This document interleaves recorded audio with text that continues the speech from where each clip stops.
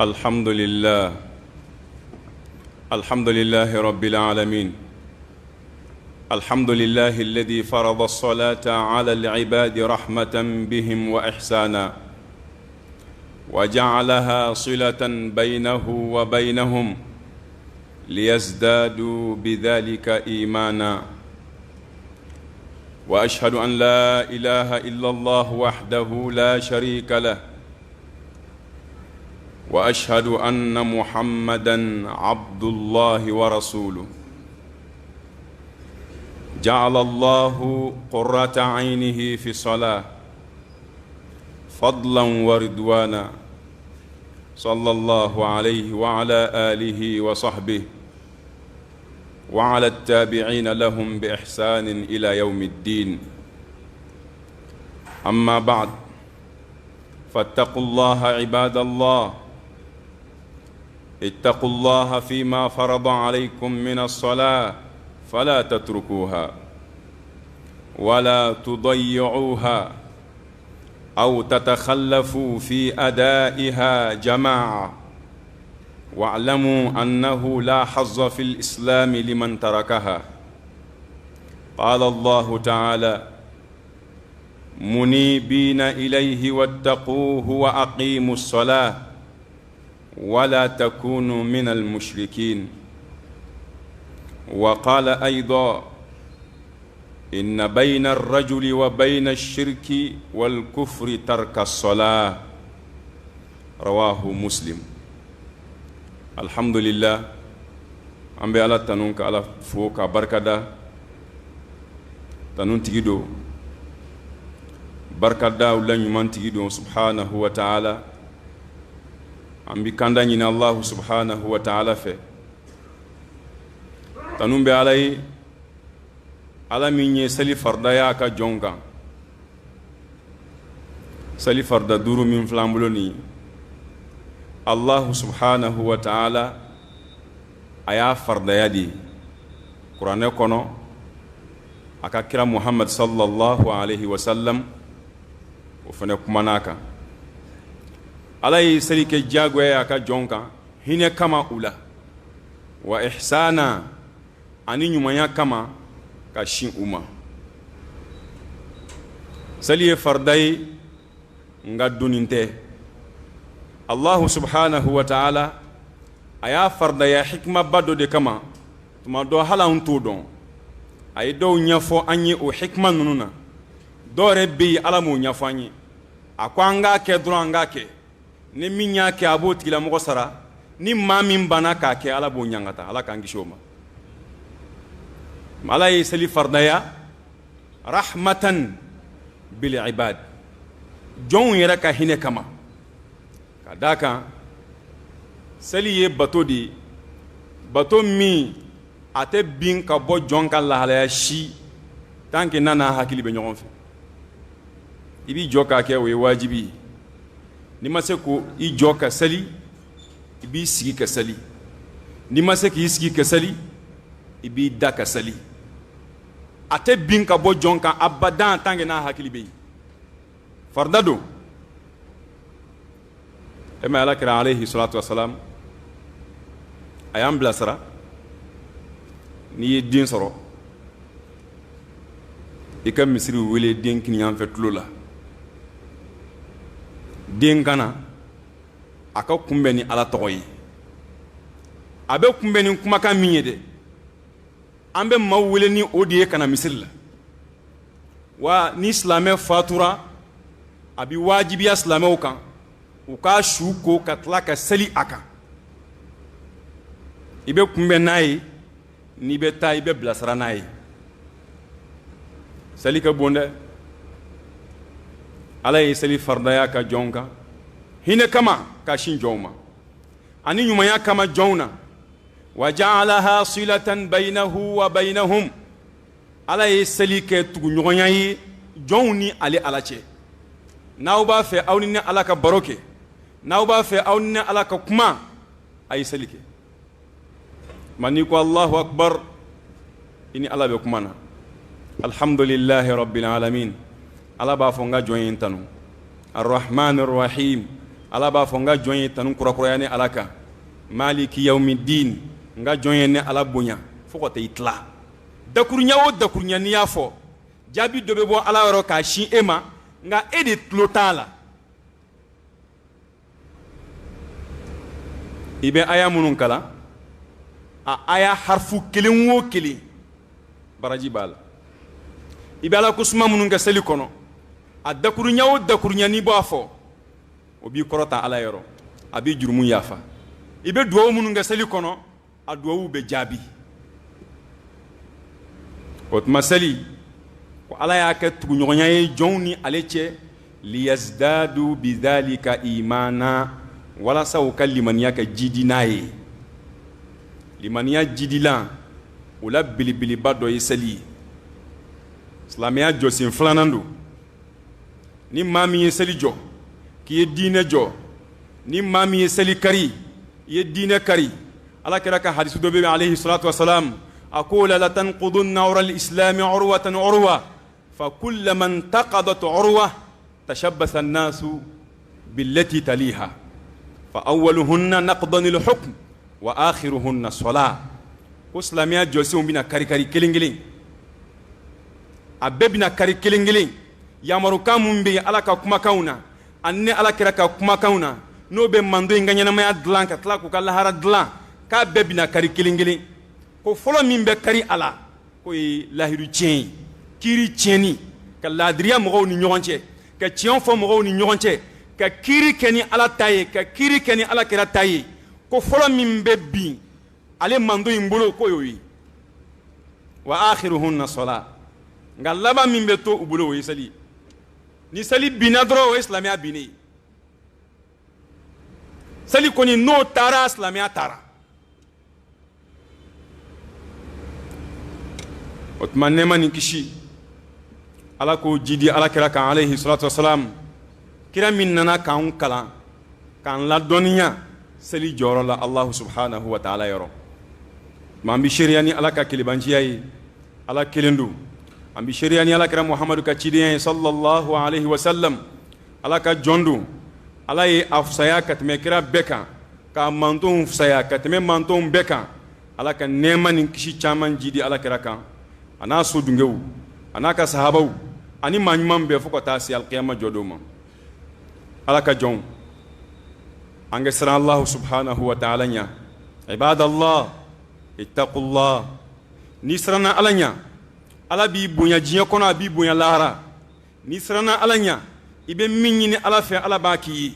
ni siranna ala ɲa ale de ye tangalaw la dafalen ye ni siranna ala ɲa bonya foyi tɛ yen min ka bon ale ye maa o maa siranna ala ɲa diɲɛ kɔnɔ yan ala b'i bonya fila k'a tigi ye ala b'i diɲɛ bonya k'a ye ka tila ka lahara bonya k'a ye bonya bɛɛ tɛ nafolo ye o bonya jumɛn bɛ yen min ka bon jɔn ka ala dɔn ala de ye n tigi ye n b'a bato ala ko n kɛ nin kɛ n b'a kɛ ala ye n bali ka bɔ nin na n b'a dabila bonya foyi tɛ ɲɛnamaya kɔnɔ min ka bon ye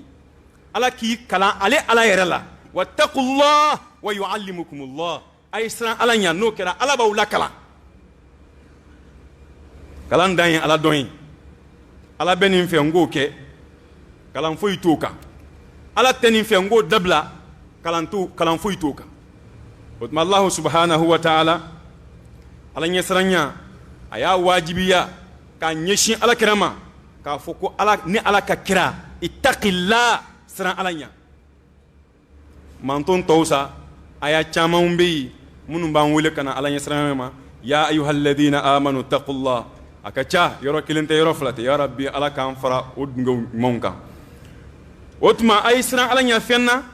ala ye fɛn min faridaya aw k'a ka seli la aw kana to yen dɛ wa aw kana yɛbɛbɛ aw kana tiɲɛ a ɲinina an fɛ an ka taa kɛ yɔrɔ min na an k'an jija ka taa kɛ yen seli in dɛ silamɛya kɛnɛkan baara bɛɛ min ka bɔ a bɛɛ o de ye seli ye ni fitinaw cayara ni balawu cayara ɲɛnamaya kɔnɔ bɔda kelen min b'an bolo bi janko an filɛ tile min na o ye seli in de ye dɛ o ye seli in de ye dɛ hiji se tɛ bɛɛ ye jaga bɔli ala m'o se kɛ bɛɛ ye bana bɛ dɔw la o kelen bɛ k'u bali sun na kelen min bɛ ye n'an bɛ se k'an cɛsiri a fɛ k'a fardaw kɛ k'a dafa ka tila k'a nafilaw kɛ k'a caya o ye seli in di o ye seli in di sujudu bin o bin ala ye ala b'a kɛ k'i kɔrɔta sujudu bin o bin ala ye ala b'a kɛ k'i jurumu yafa wa seli ye batokɔrɔba di o de kama imam Qurtubi ko inna allaha ta'ala lam yukhli zamanan min shar' wa lam yakhlu shar'un min salat ko waati si mana ɲɛnamaya in kɔnɔ waati min langoloɲɛna ka bɔ sariya ma k'a fɔ waati dɔw nana adamadenw tun b'u yɛrɛ maɲi ten u tɛ kiraya kalama kira ma ciw ma kira nɔ tɛ yen maa si tɛ yen min b'u wele ka taa ala ko ma ko ma deli ka kɛ ni kira dɔ taara kira dɔ bɛ na nabi ɲuman dɔ mana taa nabi ɲuman dɔ bɛ na ni mɛnni kɛra sira fɛ kiraw ni ɲɔgɔn cɛ ni mɛnni kɛra yen ala bɛ maa ɲuman dɔw sugandi o yɔrɔ la minnu bɛ kiraw nɔbɔ e ma ala kira bɛ ci waati min na alayhi salatu wasalam a y'a sɔrɔ seyidina ibrahim ka taabolo tɔ bɛ maga sinon furancɛ bɛ kira ni isa cɛw nka tawhidu tun bɛ yen min yɛrɛ y'a yɛlɛma ala kira y'a ta cɛ tɔgɔ ma k'a fɔ ale ka suratama don ale y'a ye jahanama kɔnɔ min ye ala kelibanciya yɛlɛma ka na ni boli ye magan jamana kan k'a tɔgɔ fɔ a bɛ cogoya min na tasuma kɔnɔ k'a bɛɛ lakali waati fɛn o fɛn tɛmɛna ala bɛ maa dɔ sugandi min bɛ sabati ala ko kan min bɛ sabati tawhidu kan min bɛ sabati ala bato kan maaw mana tiɲɛ cogo o cogo ale bɛ to a ta kan nabi ɲuman wɛrɛw bɛna ka na ale ka kuma sɔn ji la walima ka na a ta tile waati si mana ko sariya tun tɛ yen kelen a filanan wa ko sariya si mana ala fɛ kira dɔ ma walima nabi ɲuman dɔ ma sariya min ko seli tun t'a la k'o tɛ yen seli dila kira bɛɛ ma kiraw ka batow kɛcogo de tɛ kelen ye o ma se kitabu ta ma koyi kuranɛ kalan dɔrɔn kuranɛ kalan alif lam mim ذلك الكتاب لا ريب فيه هدى للمتقين الذين يؤمنون بالغيب ويقيمون الصلاة ni Qur'an damina de Fatiha kɔfɛ sura fɔlɔ a ye tawhidu fɔ dɔrɔn ka ala danaya fɔ a ye seli tugu a la alladhina yu'minuna bil ghaib maa minnu bɛ da ko dogolenw na alif lam mim ذلك الكتاب لا ريب فيه هدى للمتقين الذين يؤمنون بالغيب ما منهم باللمن يقود غلوما الجنة بيو ما يودرالا جانم بيو ما يودرالا ملكو بيو مو يودرالا على ربي اما على يفراتيا غاندرالا وبي غيبوي مما ينفني على كو بي اندرالا على كما تشنتيا كما على يا مغوتنو يؤمنون بالغيب ay min daka o seli joli wa mɔgɔw do be seli jɔ o y'a daminɛ nabila zakariya alayhi salam ale de maryama la mo misiri kɔnɔ baitul maqdis muso minnu sara ni diɲɛ musow ye maryama b'a la zakariya a ka maryama lamɔ senfɛ a ye kabako caman ye a ɲɛna a ye maryama lamɔ ka maryama ladon o kɔnɔna na ala ye hɛrɛ dɔ kɛ zakariya ye a yɛrɛ jigi tun tɛ hɛrɛ min kan maryama bɛ misiri kɔnɔ alayhi salam nabila isa ba don k'a to misiri la yen ni zakariya nana a ma a bɛna dumuni d'a ma a bɛna bɔ a la balimaya b'u cɛ a b'a sɔrɔ wajada indaha rizqa a b'a sɔrɔ ala ye garisɛgɛ dɔ di maryama ma ye jiriden min tɛ sɔrɔ o tuma mɛlɛkɛw bɛna n'a ye k'a di maryama ma zakariya bɛna k'a sɔrɔ yen a b'a fɔ ya maryam anna laki hada e nin bɔ mini qalat huwa min indillah maryama b'a fɔ a ye ko garisɛgɛ in bɔra ala yɔrɔ de inna allaha yarzuqu man yasha'u bighayri hisab ala bi maa garisɛgɛ maa min ka di ale ala ye k'a sɔrɔ hala mi fɛsɛ o don y'a sɔrɔ den tɛ zakariya bolo a bi denko kasi la kira don dɛ ko o waati y'a sɔrɔ a si tɛmɛna hali bange kan adamadenw ka yeli la Zakariya a y'a dɔn jaa sababuya bɛ danfɛnw de ka ko la nka Ala ka ko sababuya t'a la a tɛmɛna den sɔrɔ kan a ye Ala wele hunalika daa Zakariya rabba ko yen dɛ Zakariya ye a ma wele a ye Ala wele Ala e min ye jiriden di Mariyama ma yan k'a sɔrɔ a tɛ sɔrɔ yan n b'a ɲini i fɛ kɛ den di yan k'a sɔrɔ n tɛmɛna den sɔrɔ kan hunalika daa Zakariya rabba qala ko rabbi ntigi Ala habli min ladunka dhurriyatan tayyiba Ala n b'a ɲini i fɛ kɛ n sɔn ka bɔ e Ala yɔrɔ n sɔn bɔnna la bɔnna min ka sanu n sɔn den barikama la n sɔn den sanuma na n sɔn den na den min bɛ e Ala bato n sɔn den na den min bɛ kolo e Ala ye a ma den ɲini ten dɛ a bi den façon min fɛ a y'o de ɲini den dɔw tɛ hɛrɛ ye silamɛ ma dɛ den dɔw b'i ka silamɛya tiɲɛ o tɛ hɛrɛ den ye dɛ den dɔw b'i ka limaniya tiɲɛ hɛrɛ foyi t'o den na n'i bɛ den ɲini Ala fɛ den hɛrɛma ɲini Ala fɛ kiraw kɛtɔ k'a ɲini u y'a hɛrɛma de ɲini kiraw m'a fɔ Ala den di yan dɛ ka jɔ ye ayi Ala den sanuman di yan e de ye duwawu mɛnbaa ye habli min ladunka dhurriyatan tayyiba innaka sami'u du'a i tulo bɛ n na Zakariya ye duwawu in kɛ a ma dan duwawu ma dɛ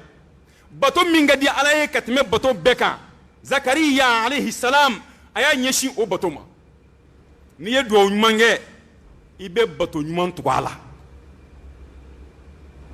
i ye duwawu ɲɛnama kɛ duwawu min ye e yɛrɛ nisɔndiya fɛn min ka di n'i ye i y'a ɲini Ala fɛ kana da ɲini dama ma dɛ bato dɔ kɛ k'a tugu duwawu la Zakariya y'o de kɛ a ye duwawu kɛ dɔrɔn a y'a ɲɛsin seli ma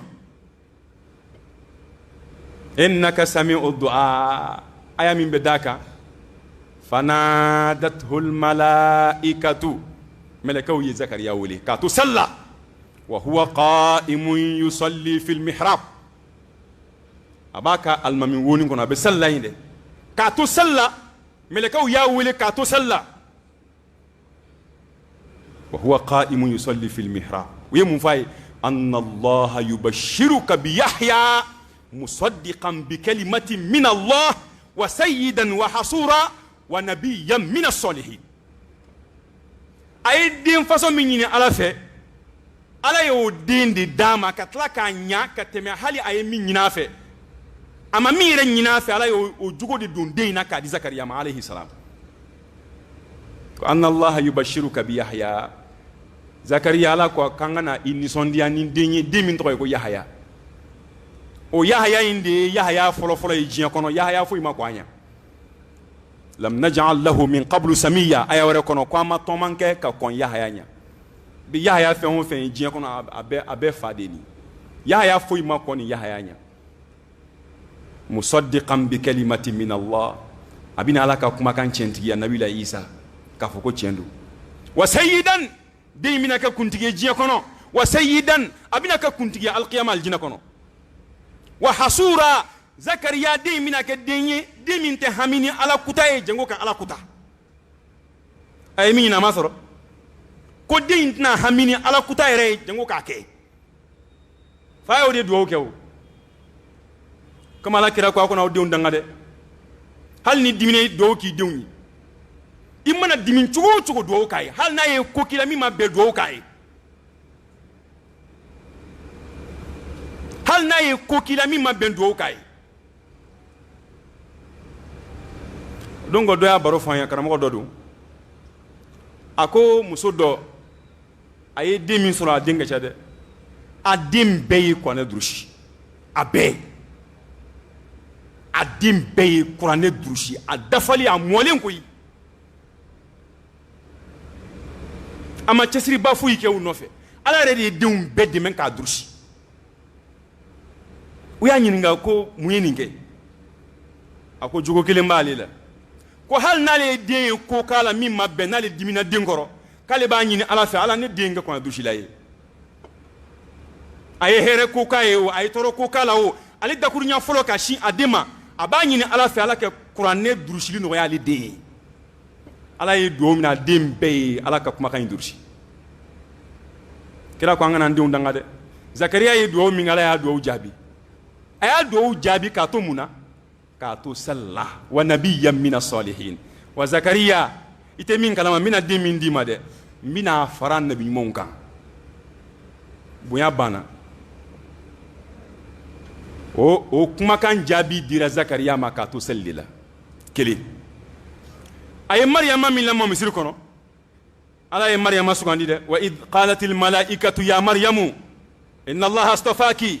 wa tahharaki wastafaki ala nisa'il alamin mariyama ala y'i sugandi diɲɛ kɔnɔ k'i sugandi lahara ala ye e mariyama saniya musow bɛ nɔgɔ fɛn o fɛn ye ɲɛnamaya kɔnɔ yan ala ye mariyama saniya ka bɔ a bɛɛ ma mɛlɛkɛw de ye nin fɔ a ye wastafaki ala nisa'il alamin mariyama e tile i ni muso tile bɛnna ala y'i sugandi a bɛɛ kɛ i ka fisa a bɛɛ ye o ye bonya dan ye dɛ nka ala ma dan ye dɛ ya mariyamu qunuti li rabbiki wasjudi warka'i ma'a raki'in a ye seli de fɔ a ye mariyam ni ala min ye nin bonyaba in bɛɛ k'i ye ni ala barikada n bɛ barikada ni min ye min ka bon n'a bɛɛ ye seli ni ala ye ya mariyam o qunuti i ka seli jɔ janya ala ye seli jɔ janya ala ye kana surunya dɛ a janya ni ala ye hɛrɛba k'i ye koba kɛ ala ye dɛ ni ala ye koba k'i ye koba kɛ ala ye kira y'o de fɔ inna allaha yuhibbu ma'aliyal umur ko ala bi ko kɔrɔtalenw fɛ wa yakrahu safsafaha ko minnu ma jiginin don ala b'o kɔn ne de y'i sugandi nka n bato dɛ bato kɔnɔ fɛn bɛɛ b'a kɔnɔ o bato khalasiya ala kelen ye o kunuti i ɲɛsin ala ko ma o kunuti i ka jɔ kun t'a janya ala ɲɛkɔrɔ o kunuti a ma dan ye dɛ ko wasjudi i ka sujudu kɛ ala ye warka'i ma'a raki'in i ka tila ka ruku kɛ k'a fara ruku kɛbagaw kan o tɛ seli ye ni ye ala ka maabaw di ala ye kobaw k'u ye ala ye koba min ɲini fɛ o ye seli fila a sabanan nabilahi shuaib quran lagɛban ye qalu ya shuaibu asolatuka ta'muruka an natruka ma ya'budu aba'una aw an naf'ala fi amwalina ma nasha innaka la antal halimur rashid shuaibu ka mɔgɔ wa kelen k'a ka mɔgɔ wele kana ala ma k'a ka mɔgɔ wele ka bɔ filanikafoya ma k'a ka maaw wele ka bɔ bingani ma baskiliw la sumaniw na u ye mun fɔ a ye ko ya shuaib asolatuka ta'muruka i ka seli bato caman bɛ yen dɛ ala ko suma bɛ yen sun bɛ yen fɛn wɛrɛ bɛ yen nka u m'a si t'a cɛ tɔgɔ ma u ye min t'a cɛ tɔgɔ ma k'a fɔ shuaibu ye ko o de b'a la k'i su k'i bila anw na wa o y'a ka seli ye k'a da kan foyi tun tɛ shuaibu bolo batow la bato min ka bon a bolo n'a kɛli kɛ ca fɛ ka tɛmɛ seli kan ya shuaibu asolatuka ta'muruka i ka seli o de b'i yamaruya wa an natruka ma ya'budu aba'una an faw bɛ min bato an k'o to yen ka nin seli in kama aw an naf'ala fi amwalina ma nasha min ka da an tɛ se k'o k'an ka nafolo la fo an k'e lamɛn i bɛna fɔ riba tɛ daga i bɛna fɔ namara ye haramu ye anw ka nafolo ɲini cogo e da don yɔrɔ b'o la shuaib innaka la antal halimur rashid o yɛlɛla la quoi ko tiɲɛna e muɲunen don koyi maa min bɛ anw nɔfɛ k'an ka nin bila e sabalilen don an tɛna se ka nin bila o t'a fɛ hali bi e bi kuma an bɛ to an ta kan innaka la antal halim shuaibu tiɲɛna i sabalilen don dɔ fara a kan hali bi rashid i kandalen don i bɛ ko dɔn an ka wariw ɲini cogo de bɛna o ɲɛfɔ an ye tiɲɛna i bɛ ko dɔn ne ta ye n ka nafolo ye n k'a don ta e de bɛna o fɔ ne ye shuaibu tiɲɛna i bɛ ko dɔn u y'a lagosi mun ye a ka seli tɛ saba ye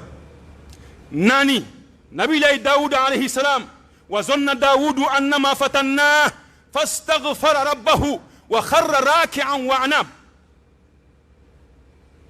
kisa in bɛ kɔnɔ kɔnɔ kɛlɛɲɔgɔn fila nana Dawuda ma alayhi salam a ye kelen ka kumakan lamɛn o ka kuma banna dɔrɔn a ye kiiri tigɛ k'a sɔrɔ a ma filanan lamɛn a y'o min kɛ Ala y'a jalaki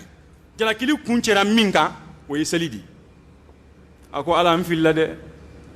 yafa n ma nka a ma dan kuma dama ma dɛ a ye yafa ɲini Ala fɛ a tilala ka seli Ala ye ka d'a kan a y'a dɔn jurumu yafalanw la belebeleba dɔ ye seli ye dakunba minnu b'i ni Ala cɛ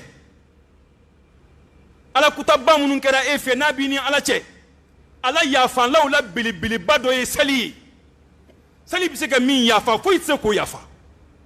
k'a d'a kan bato foyi tɛ yen Ala kelebanciya kɔfɛ min ka bon ni seli ye seli bɛ se ka min ɲa foyi tɛ se k'o ɲa foyi tɛ se k'o ɲa wa kharra raki'an fastaghfara rabbah ko Dawuda y'a danganiya wa zanna Dawudu annama fatanna a y'a dɔn ko Ala y'a lajarabi a yɛrɛ y'o faamu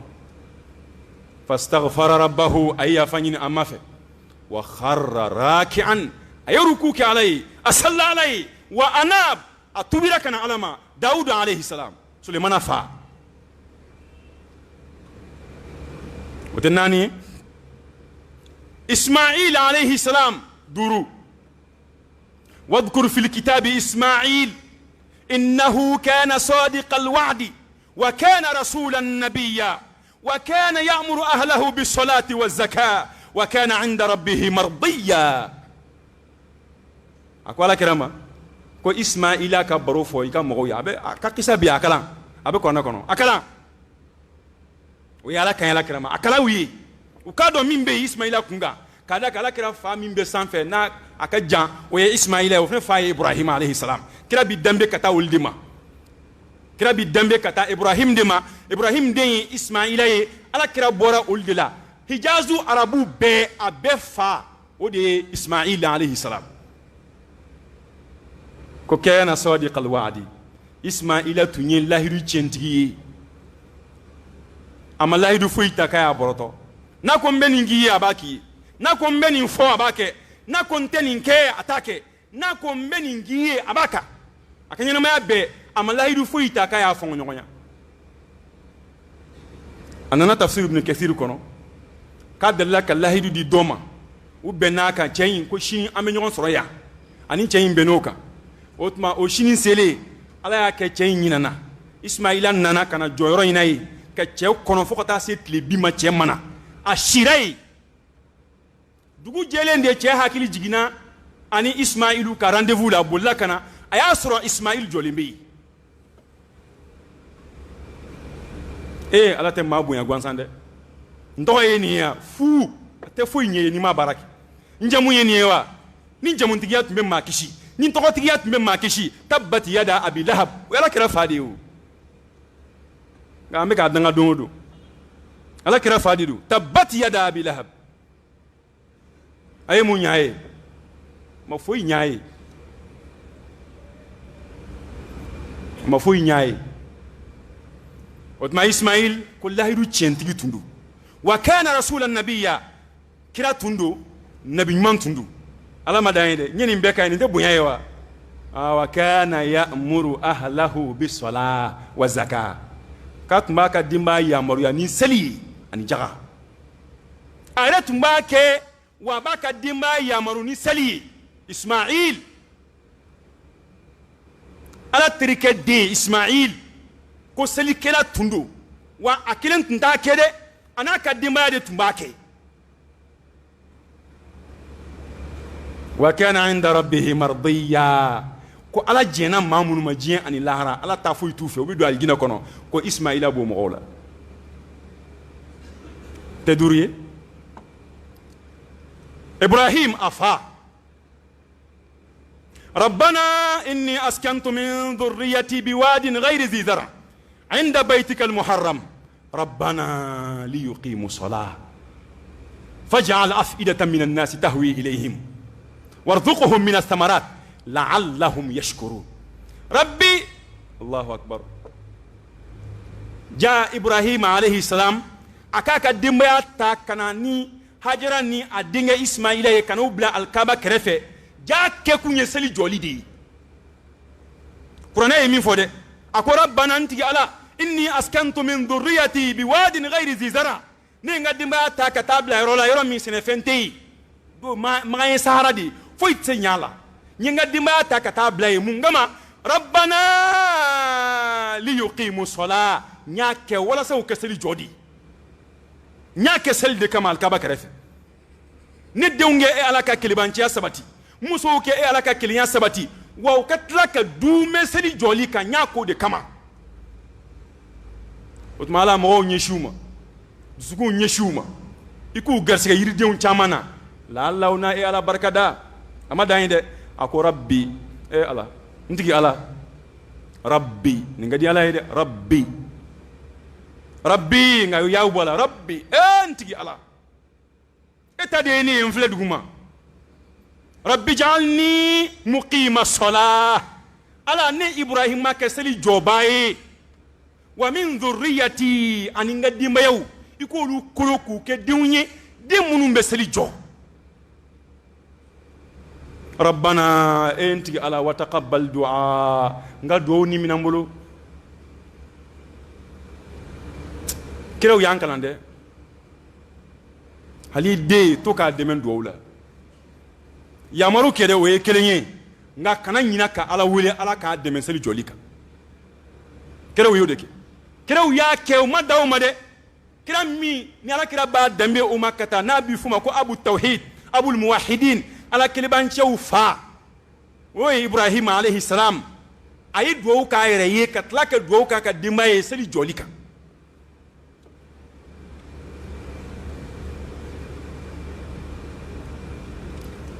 wɔɔrɔ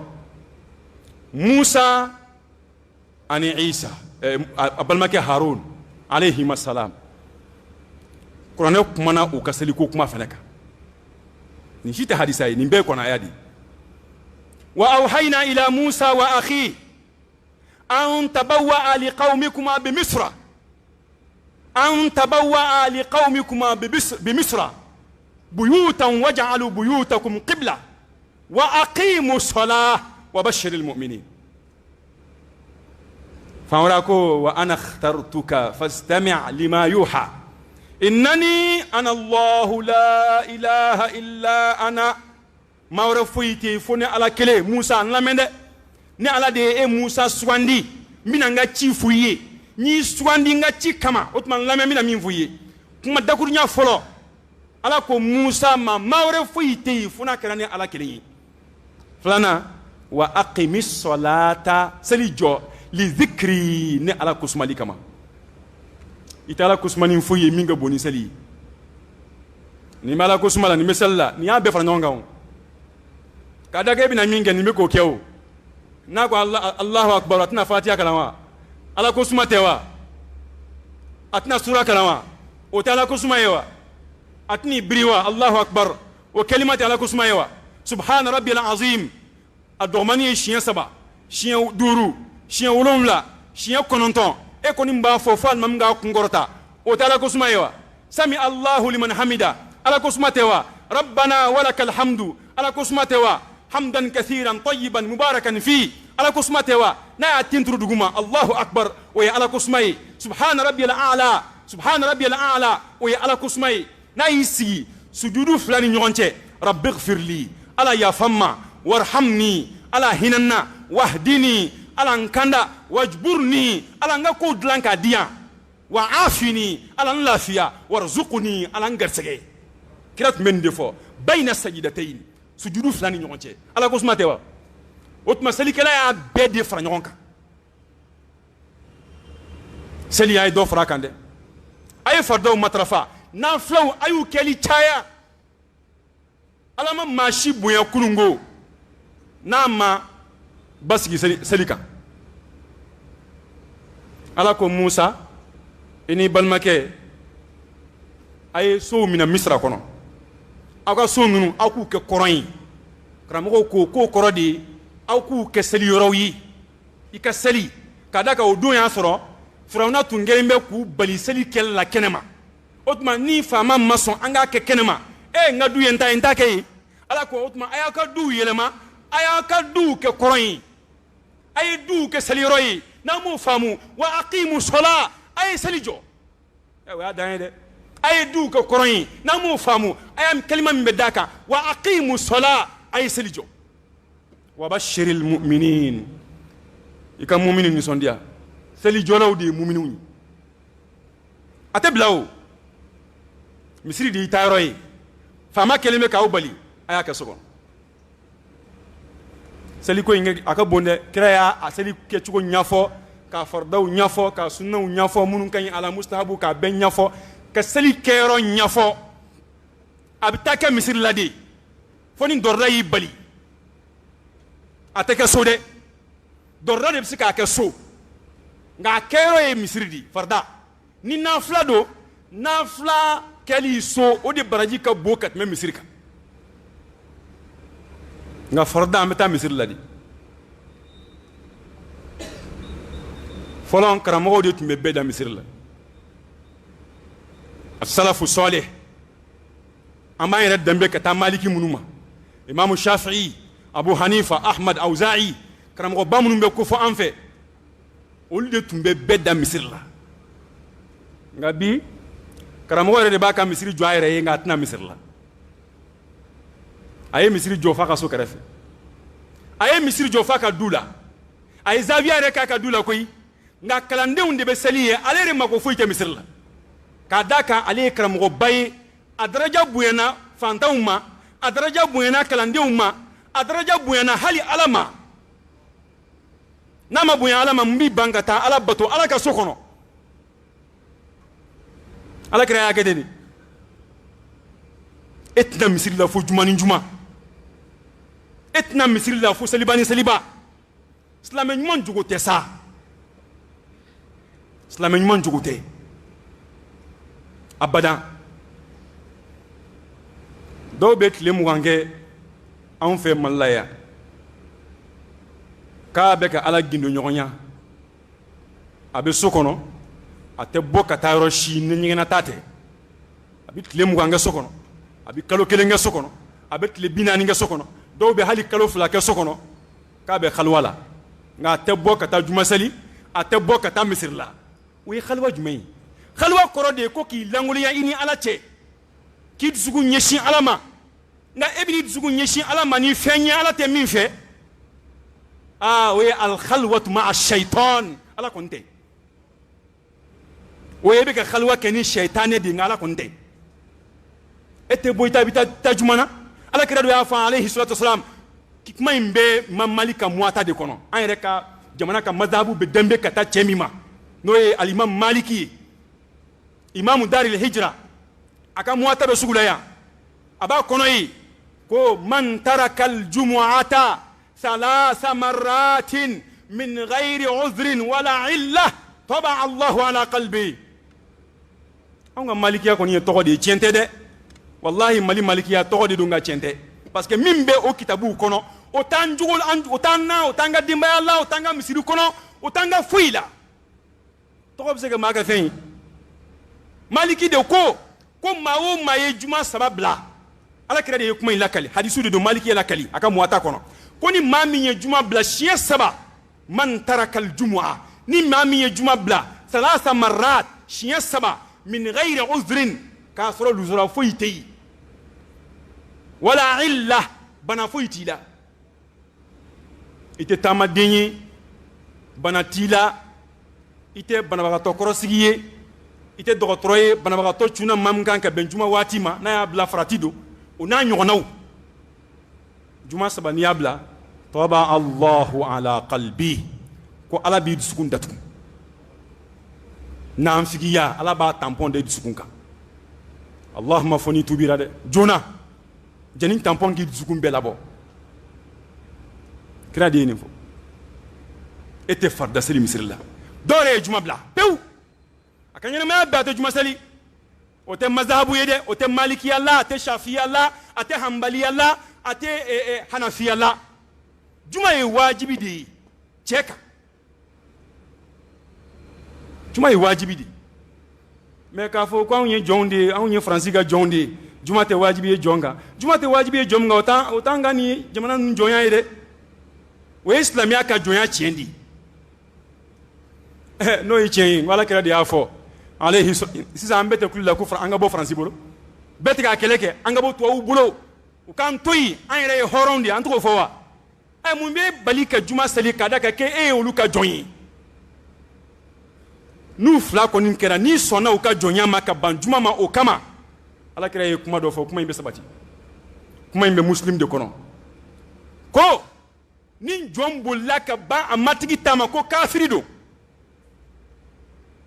babu tasmiyatul abdil abiqi kafiran muslim t'a lajɛ a b'a kɔnɔ ye ko nin ye bonda ye bonda min bɛ kuma ni jɔn banna a matigi ta ma ka ban ka kolo a matigi ye a matigi ko i jɔ a wulila k'a sigi a matigi ko i sigi a wulila k'a jɔ a matigi ko dan ye a tɛmɛna k'u ye kafiri de ye e bɛ sɔn o kuma in ma ko idha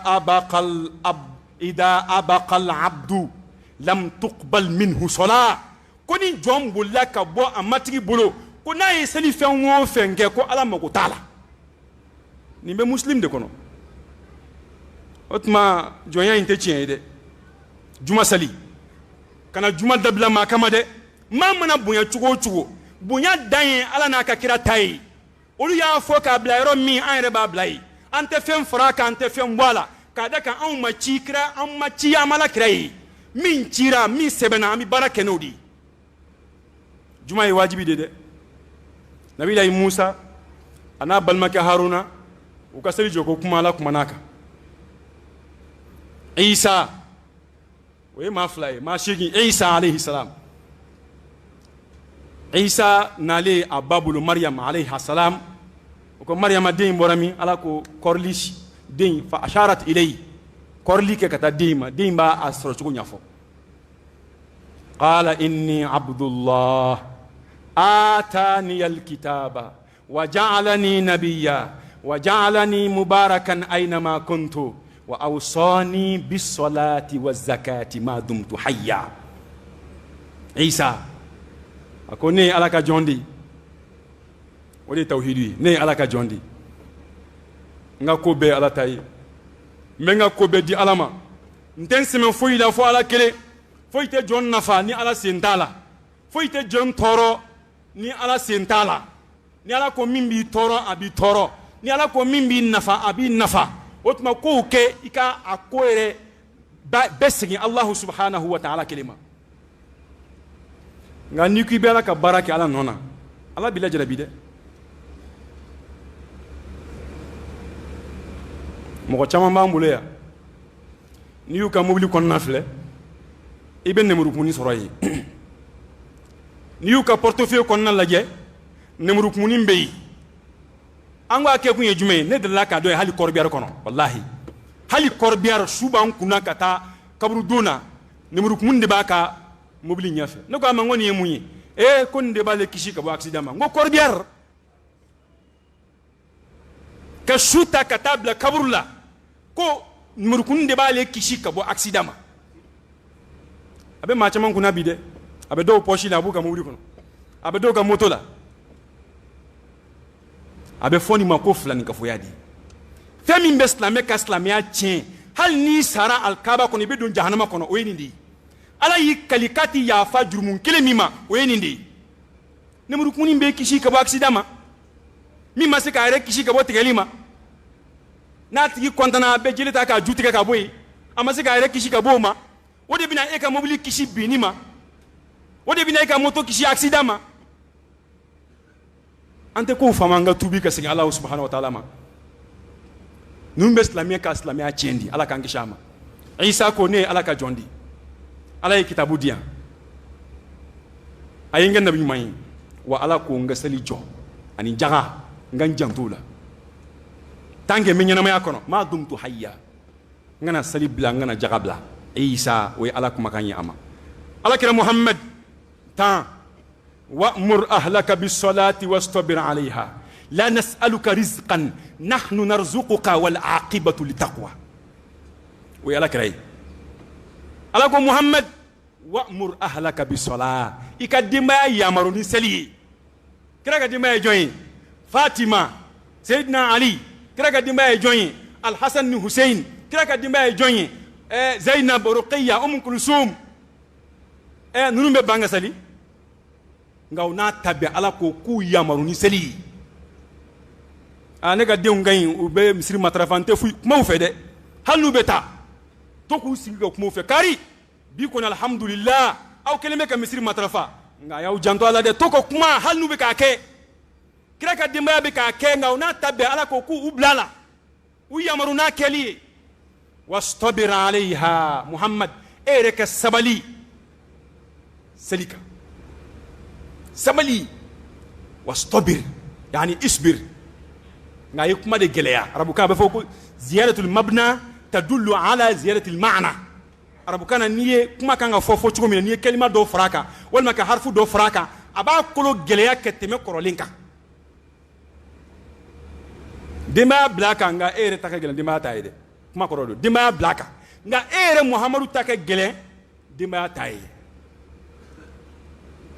ni ala ka kira mɔgɔ tan ɲɔgɔnna ye ala kumana minnu ka seliko kuma kan kuranɛ kɔnɔ k'u su k'u yamaruya u ye k'a kɛ ka tila k'u ka denbaya bila kɛlɛ la ya rabbi ala k'an fara seli jɔbaw kan aqulu qawli hada wa astaghfirullah li wa lakum wa lisa'ir almuslimina min kulli dhanbi fastaghfiruhu innahu huwal ghafurur rahim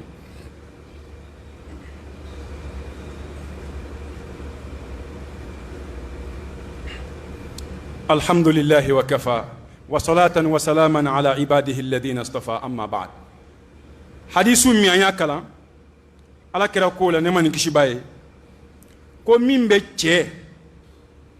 كرا كما تشاما بيتشي فونغا كما لا نيني دون بو تفسير لا كو تشيني مسو بك كالا كو ما إن بين الرجل وبين الشرك والكفر كو مين بي ادم ديني كافرياتشي ani fɛn min bɛ adamaden ni filaninkafoya cɛ filaninkafoya ye kogo de ye e selen tɛ a ma a yɛrɛ sen t'i ma nka fɛn min b'a kari ka bɔ yen tarika sɔla o ye n'i seli dabila dɔnnibaw ko ni hadisu kɔrɔ la ni maa o maa ye seli bila pewu a t'a kɛ fiyewu a t'a kɛ fiyewu hali ni silamɛya tɔgɔ b'a la nka a t'a kɛ fiyewu yɛrɛ de koyi ko ni ko a ma ko musiriku don Ibn Bazi kote kuma jugu fɔ ko ni ko a ma ko kafiri do k'i ma kuma jugu fɔ k'a da kan o kiriw de bɛ boli ale kan kiriw de bɛ boli ale kan maa min tɛ seli fiyewu a tɛ seli fiyewu karamɔgɔ ka kuma ka ca min na dɔɔni o ye maa min bɛ farida dɔ seli a bɛ dɔ to yen a bɛ fajiri seli a bɛ seli fana seli a bɛ lahansara seli a bɛ fitiri seli nka safo tuma caman o bɛ panpa kan tugu kama yala o tigi ye kafiri ye wa o tigi tɛ kafiri ye wa karamɔgɔ ka kuma ka ca o de la min bɛ dɔ kɛ a bɛ dɔ bila dɔw y'a kafiriya de nka dɔw ko la ko silamɛ ala kutala don k'a da kan a bɛ k'a kɛ a ye min to yen o jurumu b'a kan a ye min kɛ a b'o baraji sɔrɔ Imam Maliki n'a ka mɔgɔw taara o de fɛ o kama ni mɔgɔ fatura a masala bɛna yen ka caya de dɔw fatura a ka seliko kuma nana ka na jɔ dɔw ko a bɛ seli ayiwa dɔw de ko tuma caman b'a kɛ ɲɔgɔn kan a tɛ seli yan a lahala fila bɛɛ bɛ yen ninnu ko a bɛ seli a bɛ min kɛ ninnu fɛ a bɛ seli a bɛ furancɛ min kɛ ninnu fɛ a tɛ seli yala o tigi ka kiiri bɛ cogo di dɔnnibaa dɔw ko kafiri don olu ma kuma caya dɛ nka alimam Malik n'a ka maaw ani alimam Abu Hanifa ani Shafiu ka mɔgɔ dɔw olu ko silamɛ ala kutala don k'a b'i n'a fɔ silamɛ jɛnɛyakɛla a b'i n'a fɔ silamɛ dulɔmina a b'i n'a fɔ silamɛ sobonna a b'i n'a fɔ silamɛ ala tɔgɔ ye di maakɔrɔfɔla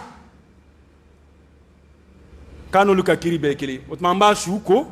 an bɛ seli a kan an b'a ka ko di Alahu subhanahu wa ta'ala nka min t'a kɛ fiyewu o kɔni ye kafiri ye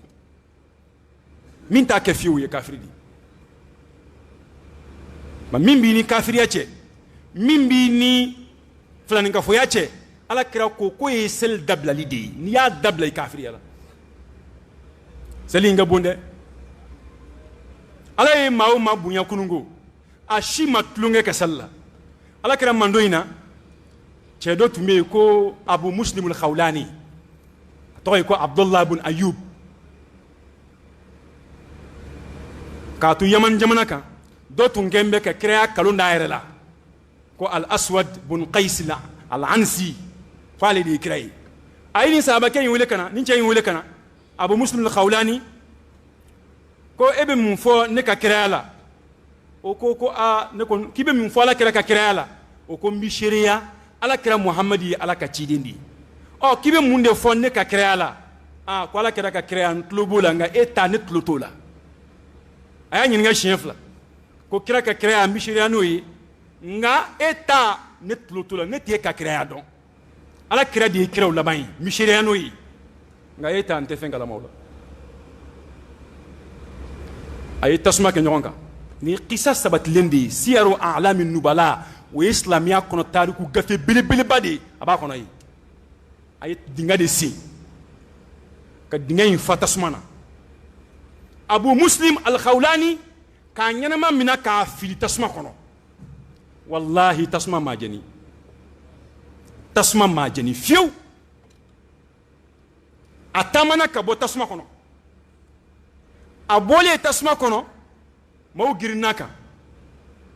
jamana kono don girinaka girin kelen ko fe aka fama ka krefe simin me ko fama ma ni mani ngenga boya abini ka dine tiende mo be ka tuano fe mami tasma ma se ka fa ni ko be falire nye shoma ni ma se ka fa ika kreya bina ka kalo mo bulo de otmi ta genga boya ako aya gen ka dugu bla atmi yamandi fama ya gen abora dugu kono ki kunda madina ka nama yakine gen metala kira fi sallallahu alaihi wasallam ali be se madina ci dem bulla ka kumbe ko la kira fatura amala kira yi ko la kira fatura afane yi misrima nin tunya alaka waliyu badi aya shi misrima ke sel damina kira fatura nga kira fatura ke min to amulo niala bilibili ba do yesali ayi bon salika nayi salamum bla ba damina nayi salam bla Umar de yaye misri kono Umar yaye Madina farteninka abina fo nimbora fanwore kanaya Umar yi gere ala sali bani Umar ko ke toyidi ako kale toyi Abdullah bun Ayub mo ba doni to mi Abu Muslim o ya akunya de ama son ko fo kadaka kibaru ya kelme ke jie bela ba odu ko fama ye mi ye kira kalo na yere la ay tasma kundo ke chedo blala tasma masika jani atoy ko Abu Muslim ko mo ba doni o toyi atafe mo ke girin aleka ala yo bunya min gali atafe mo ka bo kalama otma are cheto mo ta dono ya yo defo ko toyi ko Abdullah bun Ayub Umar ko ama ko ne ya men kebe bo mi ko be bo Yaman Umar ko ama ko ne ya men ko Abu al-Aswad al-Ansi ay chedo mina ka tasma kundo ka blala tasma masika jeni e ba tigi don wa ko ma tigi don ka to kuma fen yale redi nga Umar talido ako Umar maka to ko Abdullah ibn Ayub o ya ale redi nga mo ta donoyi Umar ko Abdullah ibn Ayub ko e joni amena majabike nga Umar ye mo ma tamanshen yaka Umar ko anshuduka billah anta huwa mimani ala ye kana kalon tegenyi o Abdullah ibn Ayuba we edewa ako Umar ma ko naam ko ne dedu Umar ko nangata Umar ya ta tege makata Abubakar fe o do ya sura Abubakar de islamo ka nyamo koy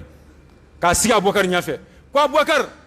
aywa ko tasma ma chemin jenin ka chefleni Abubakar ko alhamdulillahi alladhi lam yumitni hatta arani fi ummati Muhammadin sallallahu alaihi wasallam man suni abihi ma suni abi Ibrahim al-Khalil me ala foka ala tanunka ala barkada ala min mason kane Abubakar ni mina fiu foni che nyana che mi uya don tasma kono tasma masika jeni na fo Ibrahim takara tugamina ala ni che barkada bi nga ko chein ko bato min tunga wa bulo katme bato beka ko isali atme nafla haka min sali sufe aka bon hakilima ni sali bonya la bi bonya sali ni ya koloshi ala bi koloshi sali ni janto ala wallahi ala be heraki otma sali koyin angan chesiri afi halibi ala kira bi fatu domina kuma kan laba munun tumela kira dakono as-salata wa ma malakat aymanukum sali ayaw janto ala ana ka maradim aka jon yamaru laba mi ala kira yo di amandoima o ye sali di alayhi salatu wassalam sayyidina Umar sogole misrila n'u y'a ta kana n'a ye kɛra safo la u y'a ta kana n'a ye so kɔnɔ o y'a sɔrɔ joli bɔra fo joli y'a kɛɲɛ a kirinna a tola kirinna fo fajiri y'a sɔrɔ Umaru bɛ kirinna fajiri jiginnen mɔgɔw bɔlen misiri la kana o y'a sɔrɔ kɔnɔ sɔgɔra ka se hakɛ min ma a ka bon hakili ma joli bɛ bɔ dɔrɔn o ko Umaru ma ko as-salaa ya amiral mu'minin mu'minu ɲɛmɔgɔ fajiri sera dɛ an salila ka ban u ye kuma in fɔ dɔrɔn Umaru ɲɛma tigɛla a wulila k'a sigi a dakuruɲa fɔlɔ a ye joli ye joli bɛ fan bɛɛ kɔnɔ yɛrɛ sɔgɔlen bɛ o ye wo de ye a m'a fɔ a ye a ko asɔlila nas mɔgɔw salila wa a dakuruɲa fɔlɔ ko mɔgɔw salila wa o ko naam ko mɔgɔw salila an ye fajiri sali Umaru sɔrɔla k'a fɔ ko la hazɔ fil islami liman taraka sɔla nin kuma bɛ Maliki ka muwata kɔnɔ Umaru ko silamɛya kɔnɔ nin yɔrɔ tɛ maa ye silamɛya kɔnɔ maa min ye seli dabila a ye nin fɔ o y'a sɔrɔ a bɛ saya ni balo cɛ Umaru ma bɔ nin na o nin kɛla fajiri tile bi kɔrɔta walaha waati Umaru fatura tuma an balimaw seli ye fɛn belebeleba de an k'an janto a la an k'a kɔlɔsi an ka Ala deli Ala k'an sabati a kan ni Ala ye maa o maa sabati seli kan o kɔrɔ ye ko Ala b'i fɛ ni Ala y'i kanu ayiwa min b'o ɲɛfɛ o ye alijinɛ de dɛ ya Rabbi Ala ka o nɔgɔya an ye an ka seliw ya Rabbi Ala k'an dɛmɛ a kan Ala k'an dɛmɛ seli kɛli kan n'an ye min fɛnɛ kɛ ya Rabbi Ala ka sɔn a la Ala k'u minɛ an bolo fili minnu b'an sɔrɔ a kɔnɔ ya Rabbi Ala ka filiw kɛ jurumu yafaw ye Ala ka hinɛ taabaw la kɛ yafa k'u ma Ala k'u kaburuw nɔrɔ Ala k'u dayɔrɔw suma Ala k'u kaburuw kɛ alijinɛ nakoforow ye ya Rabbal alamin Ala ka hɛrɛw k'an ye diɲɛ kɔnɔ ya Rabbi Ala k'an lafiya an niw la Ala k'an lafiya an ka sɔrɔw la Ala k'an lafiya an ka denbayaw la Ala k'an lafiya diɲɛ kɔnɔ ya Rabbi Ala k'an lafiya lahara Ala k'an lafiya an niw la Ala k'an lafiya an ka diinɛ la an bɛ hɛrɛ fɛn o fɛn ɲini Ala fɛ ya Rabbi Ala k'a bɛɛ k'an ye an bɛ sarantɔrɔ fɛn o fɛn ya Rabbi Ala ka don an n'o cɛ jamana in ya Rabbi Ala k'a basigi Ala ka maa ɲuman sugandi k'u bila an kunna Ala ye minnu bila an kunna ya Rabbi Ala k'an n'u dɛmɛ Ala k'an n'u dɛmɛ jamana in ya Rabbi Ala k'a basigi Ala k'a hɛrɛw caya ربنا تقبل منا إنك أنت السميع العليم وتب علينا إنك أنت التواب الرحيم اللهم أعز الإسلام والمسلمين وأذل الشرك والمشركين ودمر أعداء الدين واحمي حوزة المسلمين في مشارق الأرض ومغاربها برحمتك يا أرحم الراحمين يا أول الأولين ويا آخر الآخرين ويا ذا القوة المتين ويا راحم المساكين سبحان ربك رب العزة عما يصفون وسلام على المرسلين والحمد لله رب العالمين وقوموا إلى صلاتكم يرحمكم الله